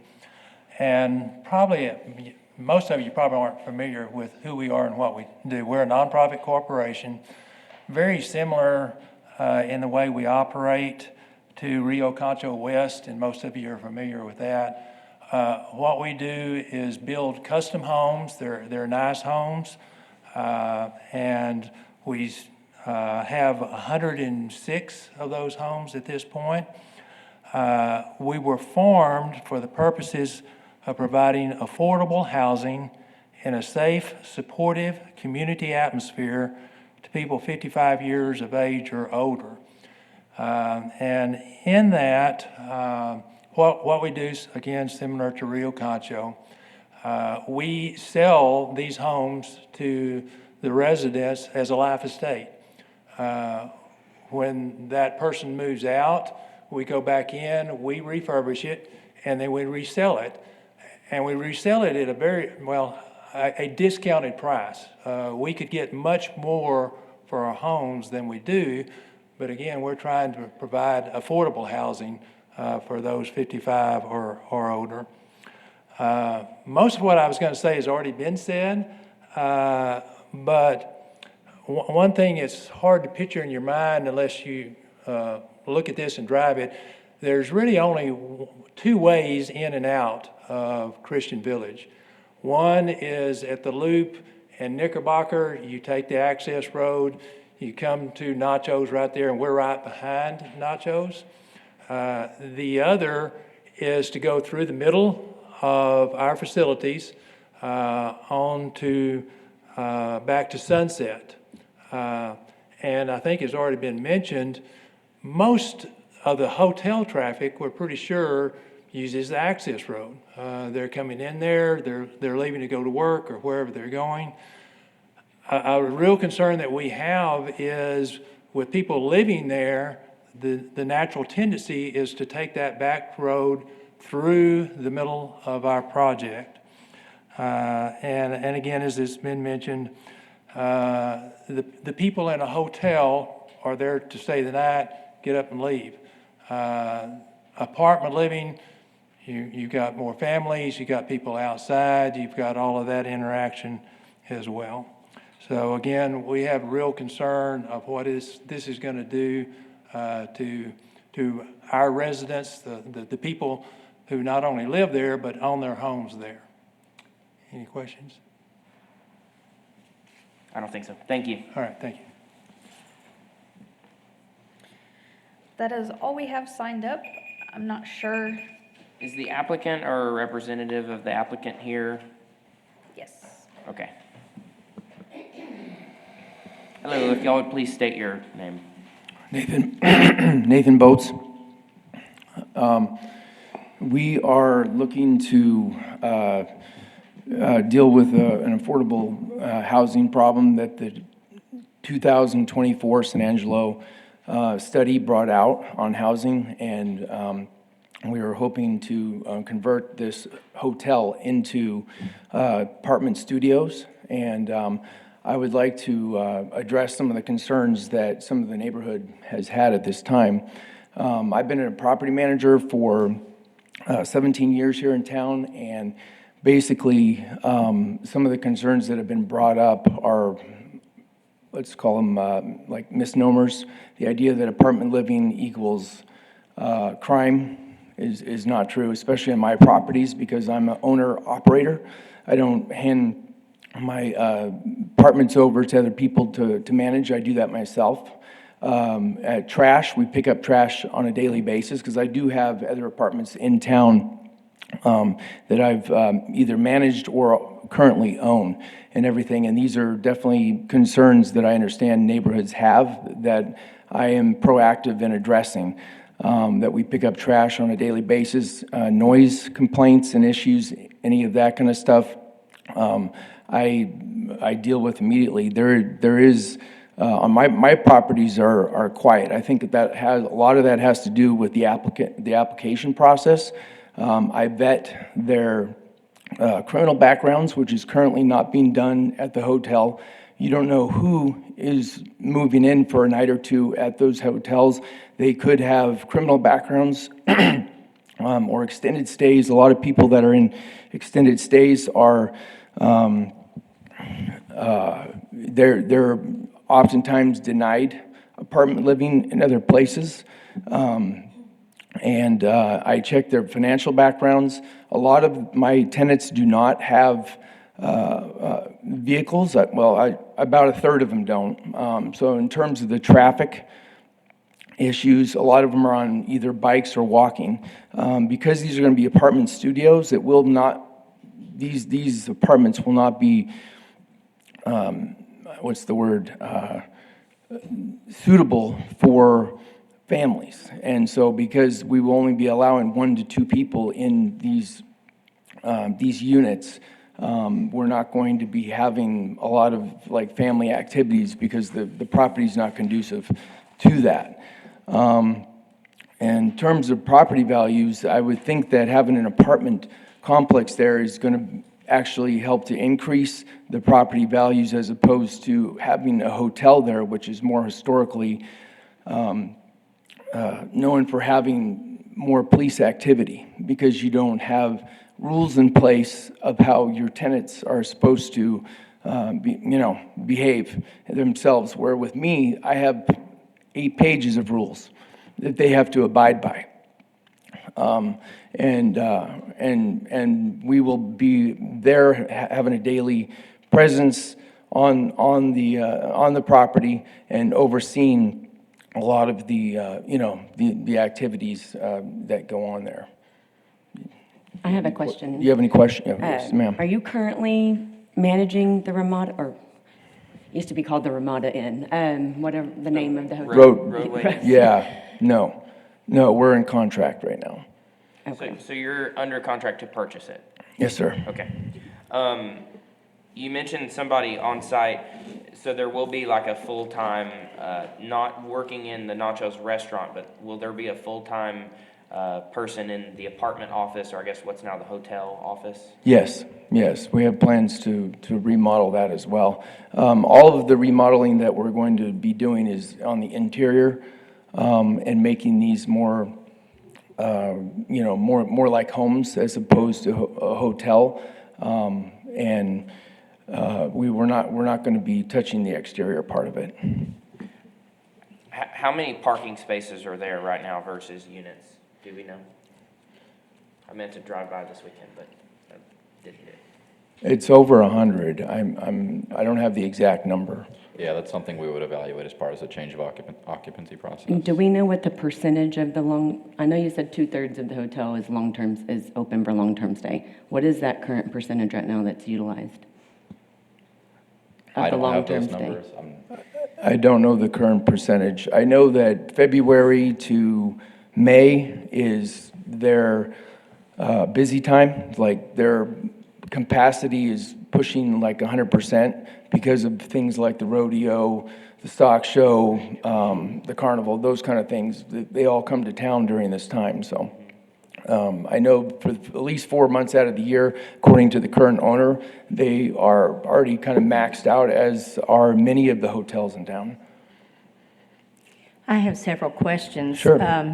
You said you were going to make these more of a studio-type apartment. Can you better describe that? 1 bedroom, 1 bath, you're putting kitchen Yes. in, 2 bedroom, are you having different amounts of bedroom spaces? These are going to be studio apartments for the most part. There are 2 that are going to be 1 bedrooms, and there is 1 2-bedroom, 2-bath on there as well. But the majority of these will be studio houses. We are going to be adding a kitchen on, a closet on, and redoing all the floors, the wall, the paint. You know, we're basically giving it a facelift on the inside to make this desirable for people to live in long term. So they're basically not going to be large enough for someone that's got 3 kids? No. I think the state of Texas allows 2 heartbeats per 1 bedroom as a general rule, as a standard. And that I've always operated based off of that, you know, in terms of whether I have a 1 bedroom or a 2 bedroom, and I don't allow anything else beyond that because it's not livable. What are the other apartments that you manage? Cliff House Apartments over by ASU, and then also Coberlin Apartments over by Shannon. Are those considered, or is your rent for lower income? Because you mentioned some people don't have vehicles. Yes, ma'am. That makes me think lower income type persons that would apply to lease these? Yes, those are also affordable. Those are affordable housing as well. So I do work with different agencies and meeting different needs that the community has. So you see this being something that would be along the same lines as what you have already? Yes and no. I think a big part of the population, because we like to find apartments that are near employers. 2 of the biggest employers in town are Shannon and ASU. And this one is actually near both of those as well, where I think we're only a mile or 2 from the university and maybe a half a mile from Shannon Hospital right now. So we would be appealing to a lot of, those kinds of tenants. By the time you do some of your remodeling, you have 97 hotel rooms. How many units of these studios do you plan to have? They're going to be I'm sorry, can you repeat the question? Well, I guess I'm asking if this is going to continue to be a 97 unit apartment complex like it is a 97 unit hotel. Yes, it is going to be it'll be an apartment complex, 97 unit apartment complex. We're not changing the structure of this. Right. I knew you weren't changing the outside of it. Yes, ma'am. You said something about that you do right now in your other apartments, a criminal background check, credit check, maybe a rental history. I guess those would be done as well here. Yes. As you do them elsewhere. Oh, no, absolutely. Yeah. No, I vet out my my tenants, the applicants that come in. It's important to me because, the better quality of tenant that I get into my apartments, the more the more that I know that things are going to go better, because I try to bring people that have, common sense. If they have a criminal background, they're not allowed. I mean, we do have a limitation. We go back 3 years where they can't be in any kind of, any kind of criminal activity or jail or probation. Nobody on probation is allowed into my apartments, or parole. No, we look for quiet tenants that follow the rules. And that's part of the vetting process. Is I also get a residential history on them to see how they've operated in other, kinds of environments with other property managers, to make sure that that they are following the rules. So I see this as an improvement to the neighborhood, because it's more structured. There's more rules in place. It's overseen better, and as opposed to the way it is now, you don't know who's coming into the hotel. You don't have to be vetted for that. You just have to pay money, Did you seek out the current owners into converting this, or do you know if the current owners are looking to sell, or do you understand what I'm asking, I guess? Like, did you They're seek wanting them to out, or are they looking for getting out of this business? or They're this looking property? to get out. Okay. Yeah, I think they're wanting to get into, I'm not sure, another business. They're wanting to take this money and go into another business. Understood. And would you still be an owner-operator of the restaurant there, or would you lease that out? Do you know, would that be converted at a later time? No, Okay. no, we love nachos. Okay. Nachos is gonna stay, yeah. Good. No, Simon, that's gonna stay. We're gonna continue to rent it out to him. I think he's been there over 20 years or something like that, so the people that come to eat at Nachos he's not dependent on the hotel. He has an established name in San Angelo and everything, so, Okay. yes. Any other questions? Okay, thank y'all. Okay. Ray, do you have more public comment?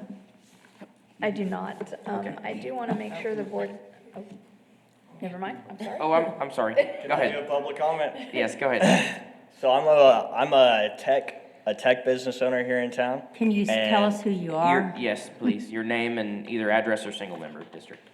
My name is Simeon McCullough, 1815 West Concho, and I own a couple of businesses in town. One of them is a remodeling company that we're going to be doing the work on the project here.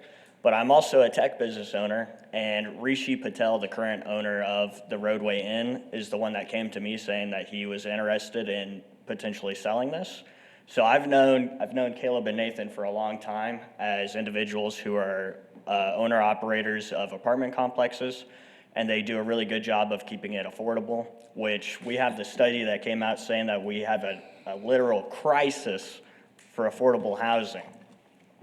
And when Rishi Patel told me this, it came up in conversation around the same time that we were talking about bad actors in the neighborhood. So one of the big things that the community was concerned about, which I appreciate them all coming out here, and one of the big things that they were concerned about is, just people that they don't know maybe coming into the neighborhood, trashy people. One of the bigger things that I'm concerned about for their community is that they are in the demographic of 55 and up. That's the same demographic of people that are often scammed. And the reason that I say that is because I'm a member of a nonprofit organization here in town called the Concho Valley Tech Association. And one of our big concerns is the cybersecurity attacks. Hotels are notoriously known for actually being one of the main point of contacts for outside sources coming in, getting in close proximity to you, getting onto a Wi-Fi network, and then taking advantage of individuals. So not only are we giving this into credible hands of people who are owner-operators of apartment complexes here in San Angelo, but all the money on the project is going back into the community. All of it's going to be recirculating within ourselves. My company that does the remodeling, we use subcontractors, and for anything that we don't do ourselves, it's all local, all locally owned, and we don't want to poor neighbors into your neighborhood. We actually want to benefit it. And that's all I had to say. Thank you. Okay, we'll close public comment. And just, Oh. just a reminder that this is a conditional use, not a rezone, so you are the final authority with the appeals going to city council. Thank you.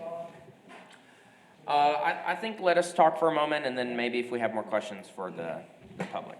Right. Okay, I'll give you my thoughts. We do need this kind of housing in San Angelo. We need this affordability. It worries me because of all the public opposition. What also worries me is, as a business owner, the hotel industry is hard. So eventually, there's gonna have to be a lot of money put into this property. Whether that be to convert it into an apartment or keep it as a hotel. I do not know the owner or his situation, but I don't know that it would take a lot of money to put it back into a hotel. And so, if the restaurant is doing good, the owner could shut down the hotel and it could sit there vacant. And they'd make enough money off the restaurant. And then it just goes downhill. So I'm very torn with this one. That's Well, I agree with you. a lot of my comment. Yeah, and I'm very aware, being in real estate, the need for affordable housing. I have a concern that we're talking about one-bedroom studio apartments, because if there's 97, you know what a hotel room size is, it's not large. He said there would be 1 2-bedroom, I believe is what he said. When you have a one-bedroom studio, you're still gonna have people in and out, I think. Because even a couple is about all you could have in there, or individuals. And it is close to ASU, and you could have students that family wants them to have something that they could afford to rent like that rather than be on campus. But I don't think you'll see a lot of children as small as these are going to be. That had been a concern of mine. Where were the kids going to play? There's nowhere outside. So I don't think the one-bedroom studios are going to really attract anyone with children. I understand that affordability is the key here in trying to make this an apartment complex. But I understand how long Village East has been a senior complex. We all know it's just like Baptist Memorial has their set and Rio Concho has their set. Village East has theirs. And it's been there a long time. And I've been in this business a long time. And I remember when the church that began this started these thought processes about senior living at an affordable price. And I know the process over there a little bit. I've visited with Mark a couple of times and over the years, and they keep at least a year waiting list. That's how many seniors are wanting such a living community. It's been there a long time, since the early 80s, I believe, is when some of the first construction started. I hate to see a senior living community, which is gorgeous homes. If you've not been in them, they're well redone if new flooring if necessary, whatever, when someone moves out or passes away as the property comes back to the corporation. I just hate to see what could be a situation that we would create that would be a negative to the senior side of things. So I guess I'm saying I'm not for this, though I love the idea of the affordable I think one-bedroom studios are going to attract a different type of clientele. It's not really an apartment complex that has 2 bedrooms where you have children or things like that. It's just going to be a different Do you think, sorry. set. No, go Do ahead. you think they would attract some lower income senior housing? No. Not as much as you think. A lot of seniors don't have that monthly income for, I don't know what the price of this is going to be. It's gotta be cheap because it's small. It is small, that's for sure. Yeah.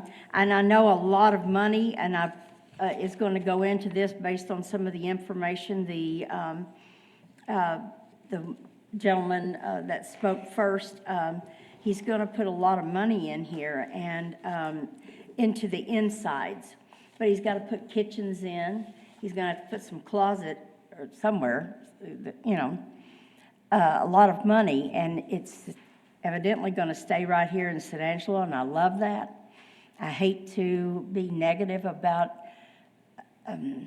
this type of property. I think we need it. I just hate where it's at. I agree with you. And I think with the opposition that has come into play, I know that there is at least a year, from my understanding, wait list. Yes. Which is bringing more people in to retire in San Angelo. I second what she said is, I think it's a great idea just not in the right spot.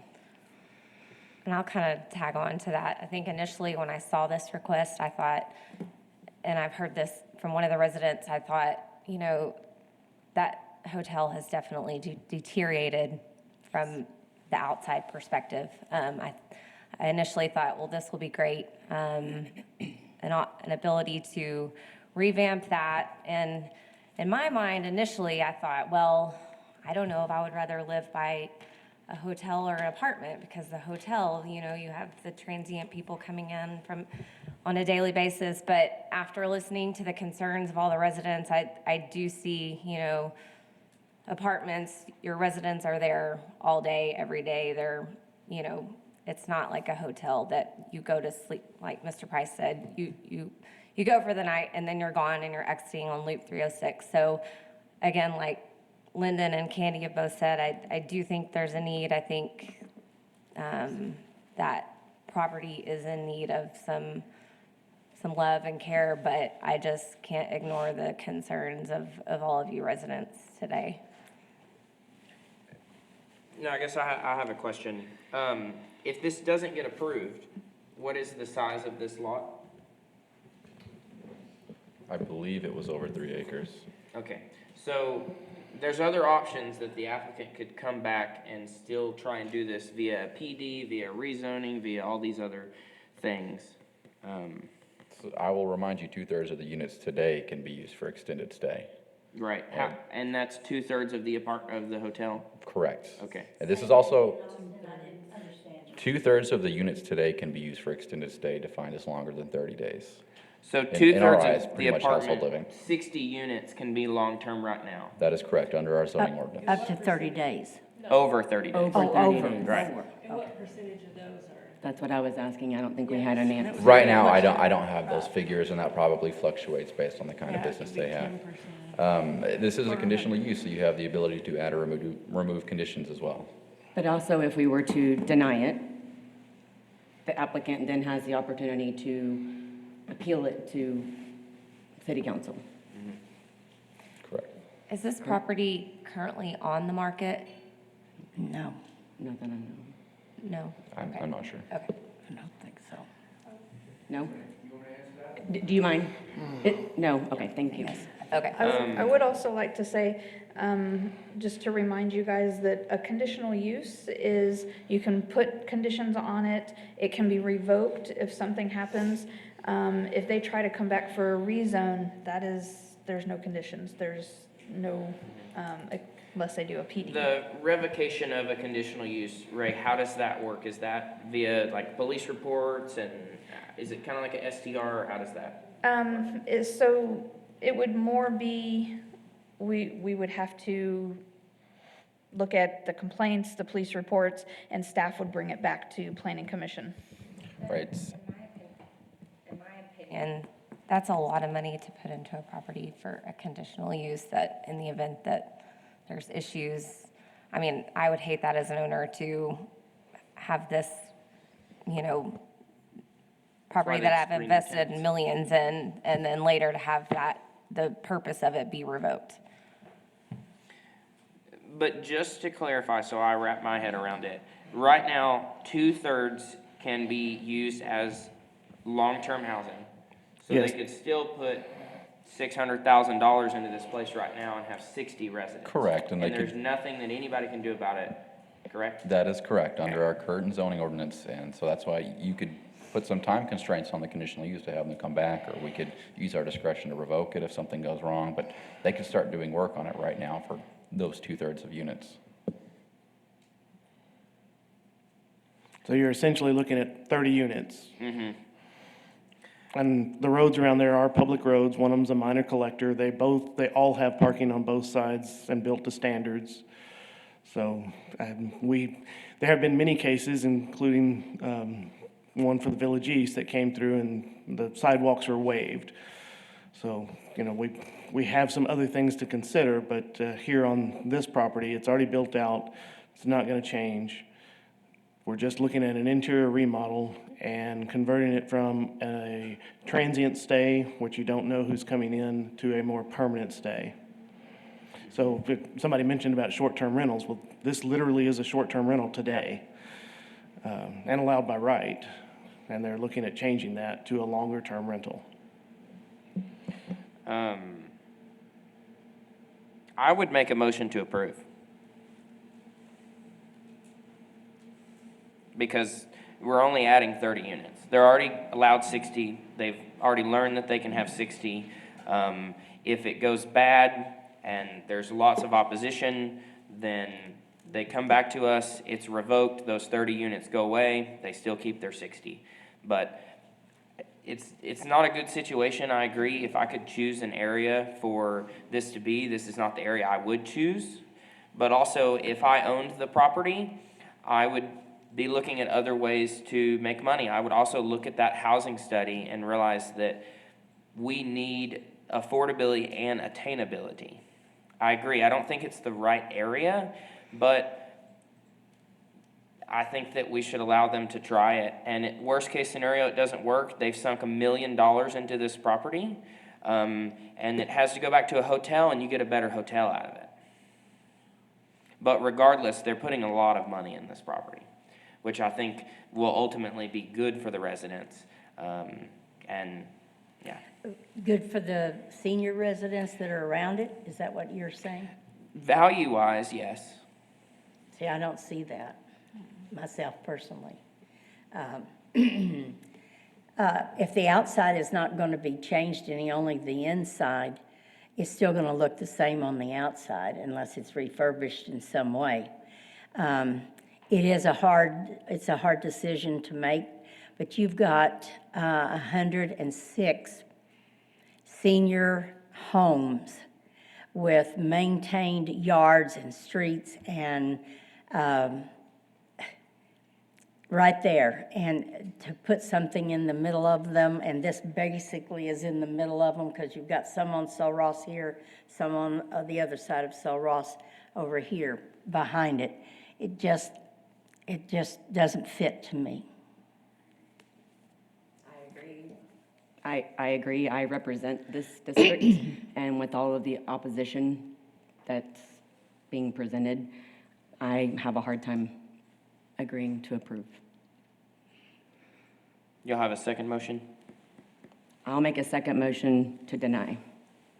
I second that. I have a motion and a second. Any other comment?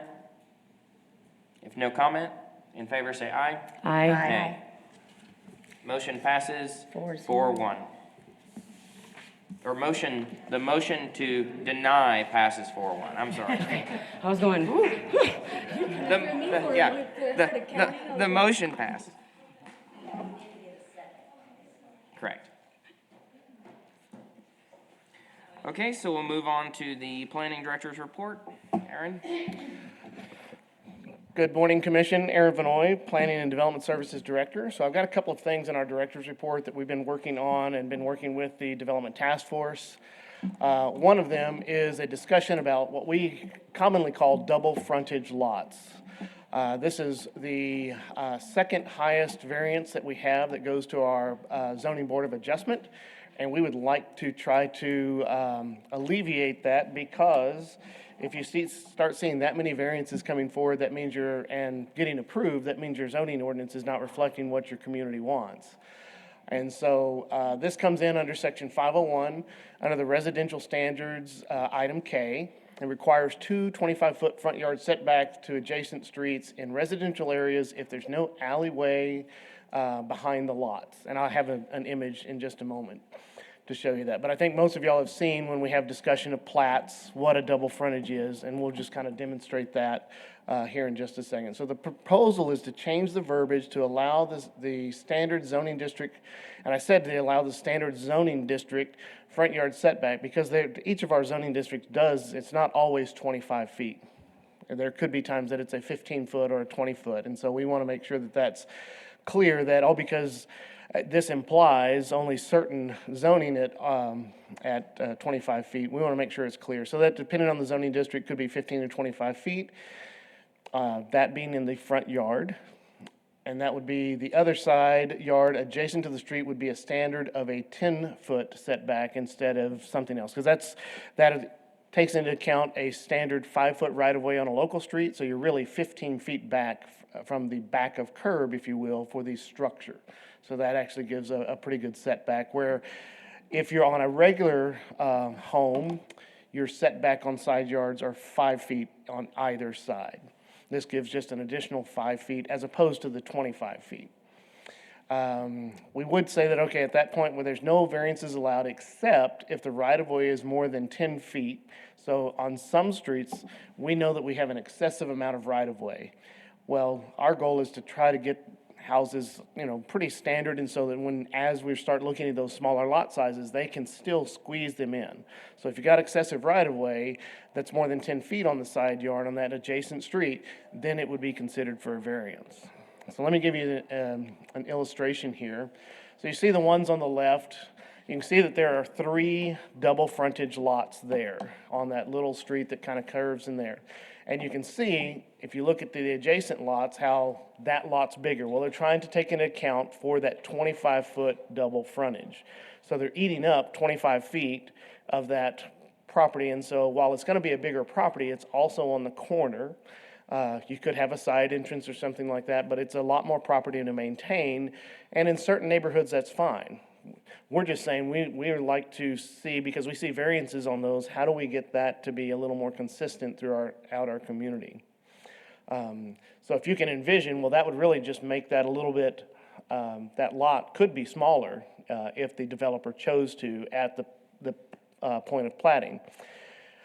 I took an image over here off of, I think this is maybe Harris Street or Prizer. I'm not exactly remember what that minor arterial is that goes east-west. And I'm going to see if this actually works for me. See, it does for just a moment, then it goes away, but that's okay. But you can see the red outline of the property lines. There's excessive right-of-way. And so if you look at any one of those houses on any of the corners, many of them are built right up to the right-of-way. Well, if they were to go away due to some reason, somebody wants to buy them, redevelop those lots, they want to reorient some lots, it would be a big struggle to say, all right, you've got 25 feet and 25 feet. Or even if let's just say, well, you've got 10 feet here, but your right-of-way looks like it's 20 feet. So how do we work with them to make sure that we can get them the right-of-way distance? So I'm going to go back to this. I have not written it into ordinance language yet. This is just kind of the bullet points. I think Ray sent y'all kind of the ordinance information and maybe my bullet points below there. So I'm going to ask the vice chair if you have any questions, or if your team has any questions on just this particular item at this time. Seen all of the requests on zoning, and I do think that the verbiage needs to be more, or addressed. Okay. So I think this would be a great benefit for all of the boards and for builders and people moving forward. Okay. We know we'll have the final, what we would call red line, the ordinance language that would modify what's currently there. Here's the red lettering of what we would propose that would come back to this board. It would also go back in front of the Development Task Force one further time in March. So we're moving it forward that way to see if there's any kinds of tweaks or anything like that that needs to be done so that we can move it forward. The next item is just a discussion on sidewalks. This actually comes out of our land development and subdivision ordinance. There's been a lot of discussion over the last, I would say, 5 years when the sidewalk section came in. The purpose for it is to continue to add sidewalks for safety in critical areas of development, commercial and residential. But the other areas of why we're looking at this is to reduce the number of waivers being requested. We've had over 100 waivers requested for sidewalks, and 99% of those are approved. And if that's the case, then we need to look at these things and say, all right, what is it that we're trying to do? Now, we also have to look at it through the lens of where these lots and waivers are coming from. A lot of them are coming from our infill area and affordable housing. And so to put the same restrictions on a brand new development versus an infill development, it's very difficult. Now, we don't have any of that language here, and we're not proposing any of that language here, but what we have seen is when there's infill that's very close to a commercial development or a church, rarely are there actual sidewalks anywhere in existence, and sometimes we're talking about one lot, and that's really restricting what they can do on that lot. Now, if they're in the infill, they also get infill money, and that was the original idea of infill money, was to pay for those types of things. However, what we've learned is that lot prices have gotten very high in those areas, as well as materials, labor, all of those things. That really is just trying to supplement what a developer can do, or maybe they can use that money as a down payment on the next project.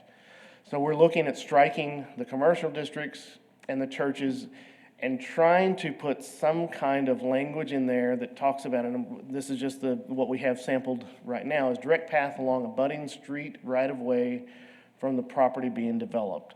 I do think, and I've seen this in other ordinances, we need to have some illustrations of what does that really mean, because to each person that reads that, they may say that means something different to me. While this is not the best illustration, but that's McGill Elementary there at the bottom.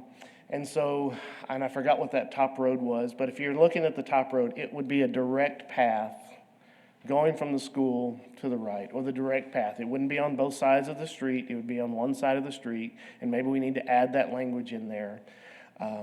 But it's basically trying to say, if we're going to have a path to a school, we know we can't afford it necessarily on both sides, let's go ahead and let's make sure we have it on one side of the block that's directly adjacent, in the straight line going to the school.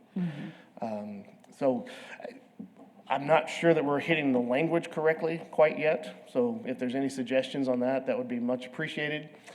This was a park that I found over off of Bell Street, and I tried to illustrate where would the sidewalks be, and of course you can see there's some undeveloped land there. At some point, that would be the idea, is that's how we're trying to get people from the neighborhood to get to, and of course I think that's Pulliam there at the south. How do you get people to the park if they lived in the area and wanted to go to the park? With that, are there any questions on the sidewalk piece? I love the idea of sidewalks, but from a developer standpoint, it's not cost effective. Yeah. It's just not. Even in areas where you have higher priced lots, it's just not effective. So I like the idea of having more of them. It really has to be a conversation with the city and the developers to try and work through some of that cost. Because especially on an infill, it doesn't make sense to have an extra $5,000 worth of sidewalk cost on a $220,000 house. I mean, your sidewalk in your driveway is, a tenth of your house price. That's not okay, but. I agree. I think it depends on the location. It does. And I like the idea of having some illustrations in our ordinance. I think with this and with the new zonings that we're talking about and things like that, I think that would solve a lot of questions to city staff if, not that anybody's actually going to look, they're gonna call you anyways, but, you know, the two people that would look, it would be very nice for them to see an illustration versus just words. So I think whatever we're proposing for anything going forward, it needs to have examples. Yeah. All right, well, the last thing that I have for our director's report is that we have worked through with the committee for the consulting firm for our comprehensive plan update. And so we're getting ready to move that forward, more than likely March the 17th at City Council, to allow the city manager to engage in a contract negotiation with one of the consulting companies. And so we're very excited about that. And so what we anticipate is by April, early May, we're going to have a kickoff for our comprehensive plan for our community, and that's really, really important. So a lot of the decisions y'all are making today, those are all influenced by our comprehensive plan. And so those make a huge difference, and it really should be community-driven. It should be from the people in those neighborhoods saying, this is what we want for the future in our neighborhood, and the city and the consultants listening to them to try to put together what is our best plan for our community to move forward. So we're very excited about that. It's probably going to be at least a 12 to 16 to 18 month long process to do that, and to have lots of town hall meetings and to listen to folks and to find out what actually works for our communities. What do we want? Again, I do believe the conversation of sidewalks will come up through those discussions. You heard a group today saying, well, we really would like sidewalks. There's no sidewalks. And so that's very interesting to say, all right, well, how do we do that as a community? Because the hard part is for us to say, well, you got to do it in one place and not the other. It should be equitable for all in some way. And so we want to make sure that we can try to find ways to do that. But we also understand that if we want to continue to grow, everything costs money. And so how do we affect that bottom line? How do we improve certain things within our core so that maybe maybe there's additional grants that we can go and seek. And all that's part of that comprehensive plan type of stuff. So very excited about that. Very excited about how we're trying to move forward. And very excited that we have a great spring and a lot of development stuff coming towards you. So My comment on that is, I think we should throw some money at getting the public involved and not as much money at consulting. Well, there's a lot of money for the public to be involved. There's going to be a lot of money thrown at consulting, but I Yes. think that we should throw some money at making sure that the public is involved, whether that be. They have a great plan for that, from Okay. all the way to the very, very tech savvy to all the way to the pen and paper and putting dots on things and sitting down and talking. Okay. So I'm very excited about that. And the main reason that we utilize a consultant, because we don't have enough staff people to manage it. I mean, we struggle to get good connectivity with citizens, even on our cases of what are the citizens around. If they don't send us a mailer back, we just really don't know what they are thinking about this proposal.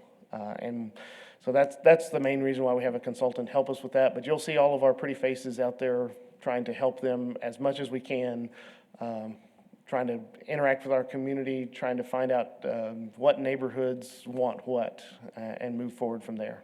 So, good comment. Thanks, Aaron. Okay, next up is the next regular meeting of the Planning Commission is scheduled to begin Monday, March 16th, 2026 at 9 a.m. at the East Mezzanine City Hall at 72 West College Avenue. And with that is during spring break. So how are we doing? How is it looking schedule-wise? Is everybody? The following Monday is a school holiday as well. Oh, is it? The following Monday after spring break? Yeah, Monday, the 23rd. Good to know. So they kind of. Okay. What is March 23rd? Well, are we good for quorum? I will be out the 23rd, but I'll be here the 16th. I will I not. can be here the 16th. The first Monday of spring break? Yes. I don't think I'm here. I'm kind of up in the air, but I'm likely here I'm likely here the 23rd, but I don't know for a fact. I would be here the 23rd because I didn't realize I wasn't school. I won't be here on the 16th. I think we're, do what? Oh, I thought he was beginning. Well, it is important for us because we then have to figure out how we get things noticed correctly. Correct. As well as for our city council meetings, how are they gonna line up with the proper notice and things like that. So the sooner we know, I know we do have one alternate. We do have one alternate, I'll be here the 23rd. and we may have a new member. Was Brittany out the 16th or the 23rd? Do y'all remember what she said? The 16th for sure. 16th? Okay. Oh, I'll be here the 23rd. I can do either one. And you do the 23rd? I can do the 23rd. I will be in Nebraska. But Brittany will be here, right? She will be here, yes. Yes. So that works. So the 23rd? 23rd. Okay, the next regular meeting will be scheduled Monday, March 23rd, 2026, at 9 a.m. in the East Mezzanine City Hall at 72 West College Avenue. In that, do we have a motion to? I'll make a motion to adjourn. Second. All in favor? Aye. Aye.